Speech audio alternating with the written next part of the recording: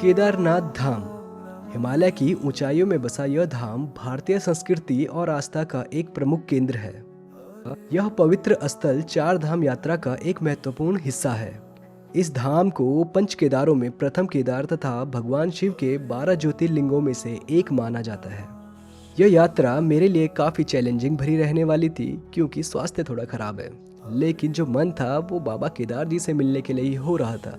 इसलिए मैं और मेरे कुछ साथी निकल पड़ते हैं इस सुंदर सफ़र पर, जिनमें कुछ नए लोगों से मैं इस सफ़र पर ही मिलने वाला हूँ जिनके साथ मेरा ये सफ़र होगा। आप कैसे यहाँ पहुँच सकते हैं, सारी जानकारी आपसे वीडियो में मैं साझा करूँगा। तो चलिए बने रहिएगा वीडियो में और चलते हैं इस सुंदर सफ़र की ओर।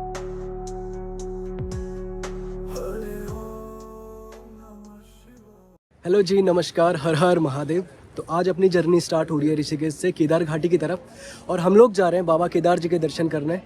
और मैं आपको एक बार बता दें इस जर्नी में मेरे साथ कौन कौन रहेंगे। हमारे साथी हैं एक तो अनुभव भाई, ये भी अपने देहरादून से है। बाकी भैया को आप पहले ही जानते होंगे। हर हर महादेव। हर हर महादेव। स्पीति वाली ट्रिप पे आपने रोहित भैया को देखा ही होगा। बाकी एक हमारे शुभम भैया है और ये हमारे शुभम भैया है। दो साथी चीनू भैया और गोलू भैया भी हमारे साथ इस ट्रिप पर रहेंगे। अब सफ़र है काफ़ी लंबा, तो यहाँ पर हम अपना ब्रेकफास्ट करके और माँ गंगा जी का आशीर्वाद लेके आगे बढ़ते हैं। अब हम निकल पड़ते हैं अपने इन रास्तों पर जो हम सभी के लिए खास थे। शुरुआत में कुछ लोग अजनबी जरूर थे, लेकिन जैसे जैसे यात्रा शुरू होती है आपसी बातचीत और तीर्थ स्थल की आस्था धीरे धीरे सभी को एक साथ बांध देती है।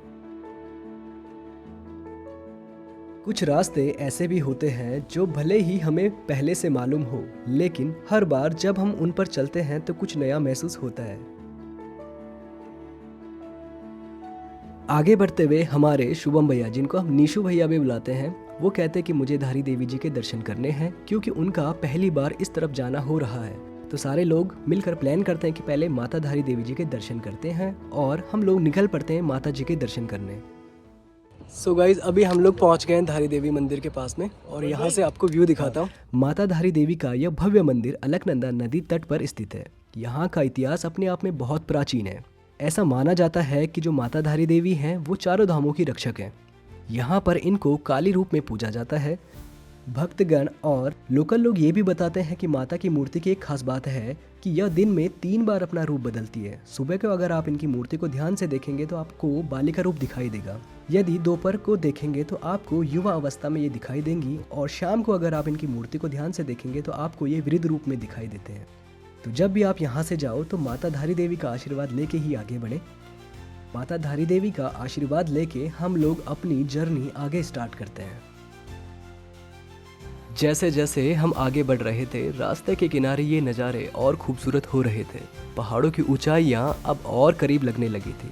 हर मोड़ पर प्रकृति का नया रूप सामने आ रहा था। सड़क के दोनों ओर फैली हुई हरियाली, ठंडी हवा का एहसास और दूर दूर तक फैले ये शांत पहाड़, यह सब मानो हमारी यात्रा को और भी रोमांचक बना रहे थे। हर पल ऐसा लग रहा था जैसे यह सफ़र खुद हमें कुछ कहने की कोशिश कर रहा हो।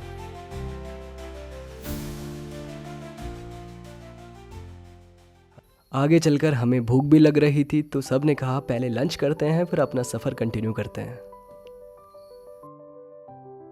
यदि रूट से रिलेटेड बात की जाए तो सबसे पहले आप पहुंच जाइए हरिद्वार या ऋषिकेश। यदि लोकल ट्रांसपोर्ट से सफ़र करने वाले हो तो यहाँ से आप बस या टैक्सी ले सकते हैं जो आपको छोड़ेगी सोनप्रयाग। सोनप्रयाग आपका लास्ट पॉइंट रहता है जहाँ तक आपकी गाड़ियाँ जाती हैं। इसके बाद आप सोनप्रयाग से लोकल टैक्सी में जाएंगे गौरीकुंड। यदि आप टाइमली पहुँचे तो उसी दिन आप सोनप्रयाग से गौरीकुंड जाइए और वहाँ अपना स्टे करिए। देन नेक्स्ट डे आप वहाँ से ट्रैक करें केदारनाथ के लिए अर्ली मॉर्निंग। सो गाइज, अभी हम पहुँच गए सोनप्रयाग की पार्किंग में और यहाँ पे हम लोगों ने अपनी कार जो है पार्क में लगाई है और थोड़ा थोड़ा हमें अंधेरा हो चुका है, इसलिए हम लोगों ने अपनी पार्किंग जो है यहाँ तक ही हमारी गाड़ियाँ आती हैं, लोकल गाड़ियाँ। इसके बाद आपको टैक्सी लेनी पड़ती है, जो कि मॉर्निंग में अब हम यहाँ से टैक्सी लेंगे। सोनप्रयाग में आपको स्टेज एंड फूड के काफ़ी ऑप्शन मिल जाते हैं, इसलिए हम लोग सबसे पहले रूम में चेक इन करते हैं और अपना डिनर कंप्लीट करते हैं। हमने थोड़ा अंदर की तरफ रूम ले लिया और एक ही रूम लिया हमने जिसमें हमें 6 लोग हैं, तो 6 लोगों के लिए 6 बेड मिल चुके हैं और मैं एक बार आपको दिखा देता हूँ। कुछ इस तरीके का हमारा रूम है जिसमें हम 6 लोग एडजस्ट हो जाएंगे।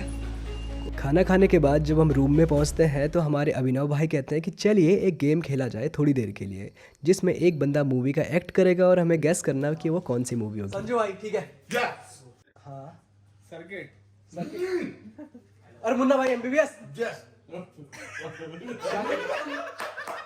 सर्किट से क्या है?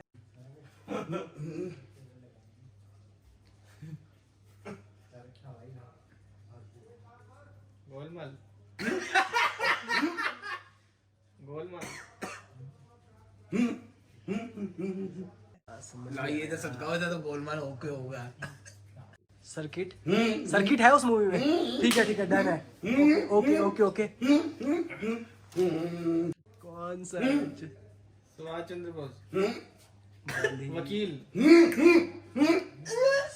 ये एलएलबी क्या है? आगे आगे क्या है? नाम बोलो मूवी का जो भी है। 2 मिनट तो हो गए चलो भाई। एलएलबी आगे क्या है? कुछ आगे सोचो। Johnny LLB. Yes. अरे मैं It was Johnny LLB. हाँ, बहुत बढ़िया। शोर मचाए शोर। The burning train. और अब खेलते खेलते समय हो गया था काफ़ी और हमें सोना है और अगली मॉर्निंग उठना भी है, तो इसलिए अब आपसे विदा लेते हैं। शुभ रात्रि और मिलते हैं आपको नेक्स्ट एपिसोड में। तब तक के लिए बाय बाय, टेक केयर, अपना ख्याल रखिए।